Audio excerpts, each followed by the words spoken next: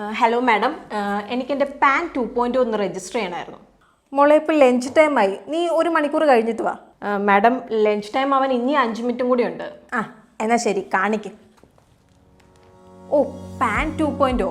So pan 2.0 ഇതൊരു ID card മാത്രമല്ല, ഇത് QR കോഡോടെയാണ് വരുന്നത്. അപ്പോൾ ഇതിൽ ഇപ്പോഴത്തെ മേജർ ഇഷ്യൂസ് ലൈക്ക് ഇപ്പോൾ ഐഡന്റിറ്റി തെഫ്റ്റ്, അതുപോലെ സൈബർ ഫ്രോഡ്സ് എല്ലാം പരിഹരിക്കും. ഇപ്പോൾ പാൻ കാർഡിലെ QR code encrypted details store ചെയ്യുന്നതിലൂടെ സെക്യൂരിറ്റി ആഡ് ചെയ്യും.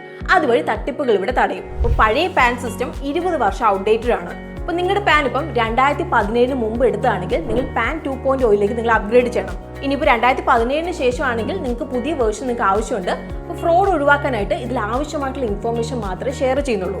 അപ്പം ഇതിനായിട്ട് എങ്ങനെ അപ്ലൈ ചെയ്യണം എന്നാണോ നിങ്ങൾക്ക് ഇനി അറിയേണ്ടത്?